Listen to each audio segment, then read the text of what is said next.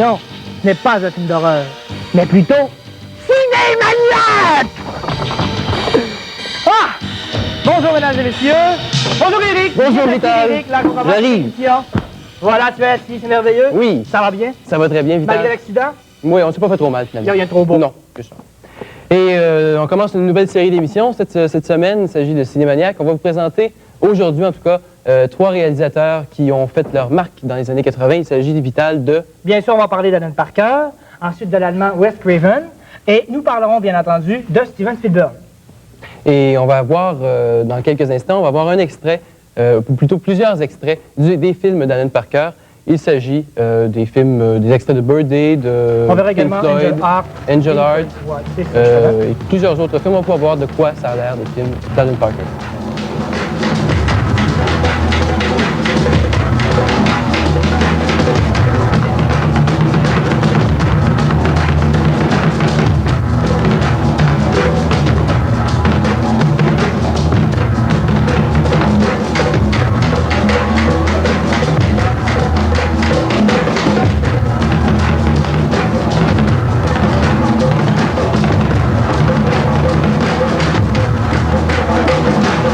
Des images prenantes. Hein.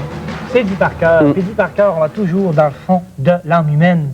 C'est un réalisateur, d'abord et avant tout, qui concentre beaucoup son énergie sur les personnages, la courbure dramatique. On n'a qu'à regarder Birdie, qu'on va regarder tout à l'heure, pour C'est un savoir réalisateur jusqu'où qui il prend va. son temps aussi.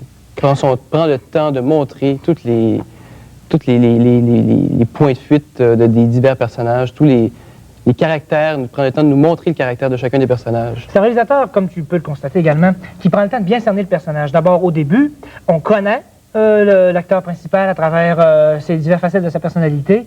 Ensuite, on suit une courbe dramatique qui va jusqu'à l'explosion finale. On n'a qu'à regarder des films comme Pink Floyd The Wall pour Birdie. découvrir Birdie également. Angel Heart. C'est toujours le même pattern. Oui. La recherche de soi-même dans divers côtés dramatiques. Et ensuite, on explose. C'est Ça un avec le thème mur qu'il dans The affectionne Wall. beaucoup, je crois. Oui, il affectionne beaucoup les gens. L'intériorité de l'humain en tant que tel. Ce qui fait son cachet d'ailleurs, on n'a qu'à penser aux excellentes prises de vue qui recoupent facilement les divers feedbacks qu'on retrouve soit dans Pink Floyd The Wall, comme par exemple, on voit les images de guerre, on le voit quand il est jeune, quand il commence à prendre de la drogue, jusqu'à ce que son mur intérieur explose.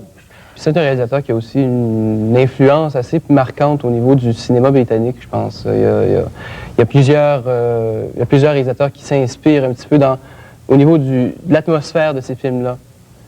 L'atmosphère des films de Parker, c'est une atmosphère qui est dérangeante, on ne sait pas sur quel pied danser avec ces films. C'est-à-dire que, bon, je prends comme Angel Heart, c'est un film dont on se demandait au début, est-ce que c'est un drame policier, est-ce que c'est un suspense, est-ce que c'est... Pour en arriver à cette touche mystique, à un moment donné, qui fait éclater là, toute l'histoire, finalement. Une touche mystique qui a été propre d'ailleurs à Angel Heart, qui sortait un peu du cadre de ses autres films. Même s'il garde toujours le même pattern, dans Angel Heart, il faisait appel, comme tu l'as dit, à quelques valeurs mystiques, une quête un peu dans la magie noire, toute la kit. Mais ce qui est intéressant, c'est que Parker reste toujours dans une espèce de marasme humain, beaucoup de négatifs, si je peux dire, en guillemets. On regarde Pink Floyd The Wall, on regarde Birdie, c'est la folie un peu. Mais, au contraire, dans Fame, je ne sais pas si tu te rappelles, dans Fame, un de ses premiers films... Oui, ça, j'ai moins aimé. Tu as moins aimé, peut-être, mais il y avait à travers cela, là, beaucoup de créativité. Puis la fin de ce film-là, l'explosion finale était la musique, l'orchestre, les jeunes pleins de talent, plein de création qui se donnaient à fond. Ça a fait un petit peu contraire à ces autres films. Oui, mais c'est sûr, dans les années 80, il a vraiment changé d'attitude, je pense, à ce niveau-là. Il est devenu un petit peu plus à l'image des années 80, c'est-à-dire des gens qui ne savent...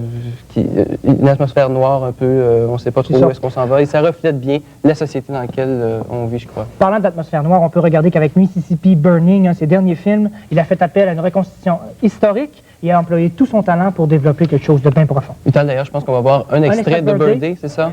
On va voir un extrait de Birdie. D'accord. Dans mes rêves, je suis libre comme l'air. Tout est loin, à distance. Rien dans ma vie ne me retient plus sur terre. Je voudrais mourir et renaître oiseau.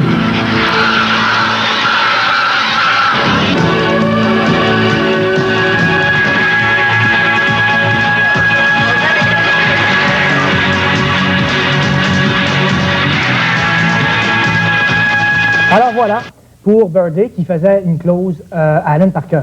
Notre prochain réalisateur, on va maintenant aller en Allemagne avec, comment s'appelle-t-il? Wim Wenders. Wenders. C'est un réalisateur allemand, bien entendu. Il est beaucoup plus axé vers le cinéma de répertoire. Moi, j'ai découvert Wenders avec Les Ailes du désir l'année dernière. Et on va d'ailleurs voir un extrait de deux de ses films.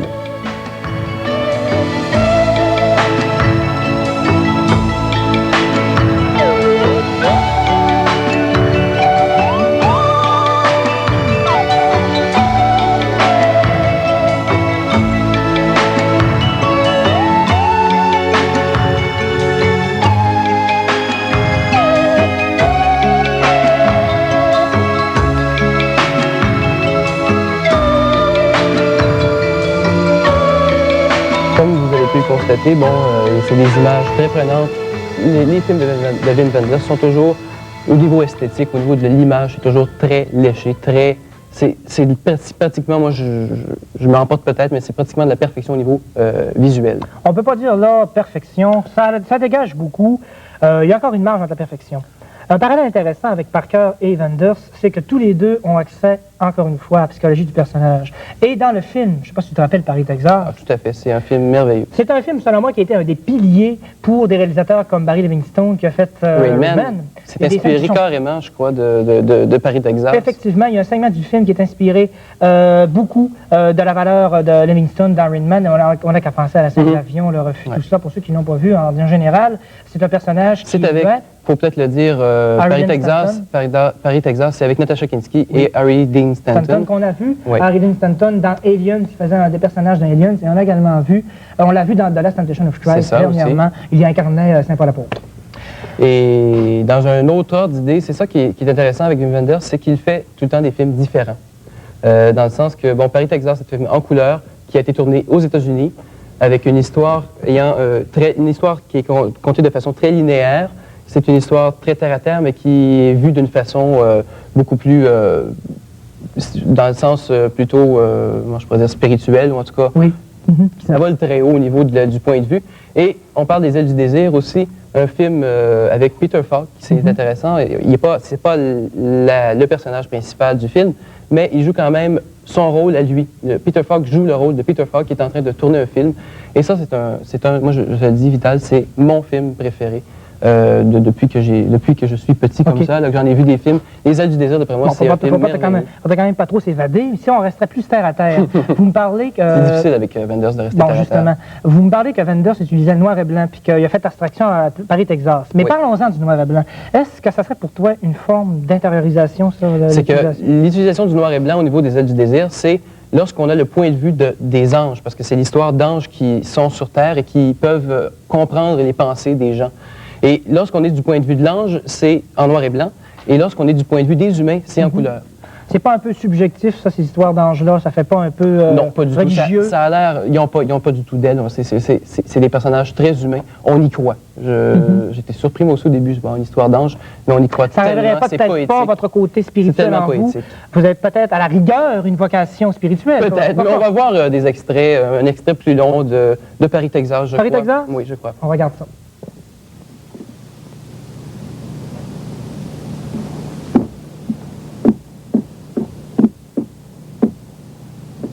Hunter, c'est Travis.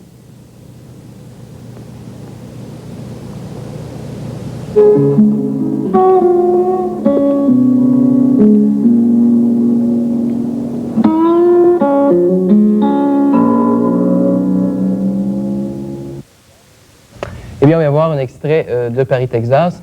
On va tout de suite aller voir, je crois, un extrait de Spielberg et on va vous revenir tout de suite après pour vous en parler.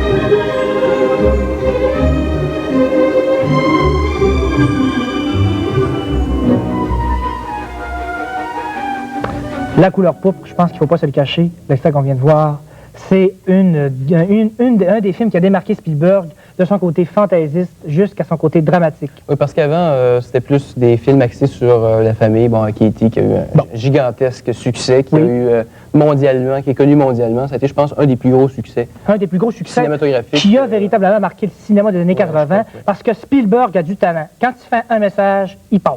Puis pour ce qui est de passer, peu importe le ça message, marche. si c'est plus ou moins songé, si on peut dire. Loin de là, c'est songé, effectivement. C'est un homme qui prend le temps de travailler, qui est d'abord et avant tout humain, avec des personnages consistants. Vital, pour ce qui est d'E.T., moi, je peux pas dire que c'est un film qui va très loin au niveau du message.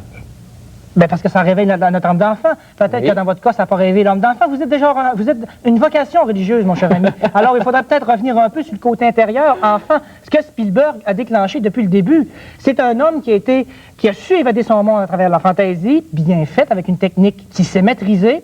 Il a pourtant commencé, effectivement, avec des drames humains. On n'a qu'à penser à La Folle Course de Sugarland. Il a passé par duel avec du suspense. Jaws a fait frémir les États-Unis. On n'allait plus se baigner sur la plage. Donc, ça avait une consistance forte et puissante. Ensuite, il nous a rabaissé, parce qu'il était très fin finaux, vers la fantaisie. On pouvait s'évader dans la magie. Mais écoute, c'est travaillé de longue date. C'est un homme qui est inspiré, je ne sais pas comment, mais de toute manière, c'est efficace et ça passe. Faut dire, Vital, que je ne partage peut-être pas ton enthousiasme vis-à-vis Spielberg. C'est un très bon réalisateur. Il a les moyens pour ça, il faut le dire. Mais comment il aide. Pour avoir les moyens, il y a du talent. Ça va de pair.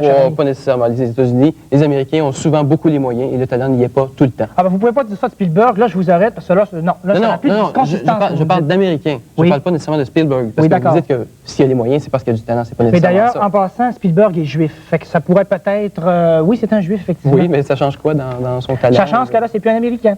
Ah, ben oui, mais franchement... non, on déblatère trop. De toute manière, je pense que si on revient à l'optique que Spielberg, c'est d'abord et avant tout un metteur en scène qui sait diriger ses acteurs. Oublions ces films-là pour me faire plaisir. Pour me faire plaisir. Pour me faire plaisir cet après-midi. Je peux pas vous faire plaisir là-dessus, c'est une évidence, cher Parazini. Disons qu'on parlera de Empire of the Sun. Bon, pourquoi pas.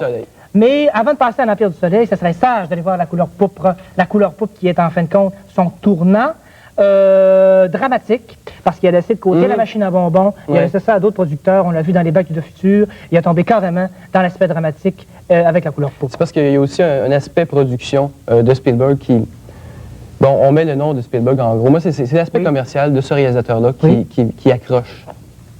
J'ai de la difficulté à accrocher à cause justement de ce côté hyper commercial de Steven Spielberg. Il produit beaucoup de films. Le nom du producteur est plus gros que celui du réalisateur. Ça, il y a un problème à ce moment-là, je pense. Moi, en tout cas, je peux pas comprendre qu'on mette le nom du producteur plus gros que celui du réalisateur, sinon que pour des raisons commerciales.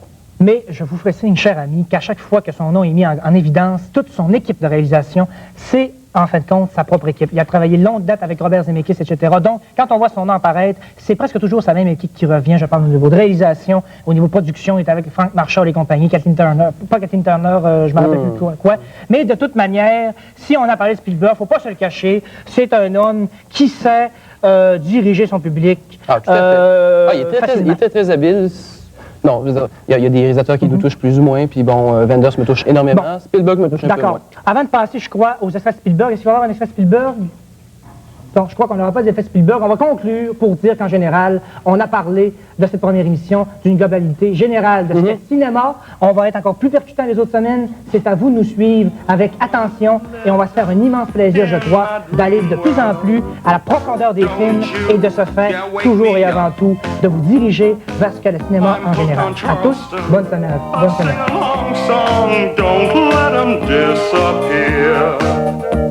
Come fly with me, there's room within my fantasy. In dreams there'll be a shooting star for you and me. I'm not nuts now, honey, so take a chance. We'll dance on the Milky Way. You'll love it living in our dream world. Moonlight serenade. Two lovers spending time never ending.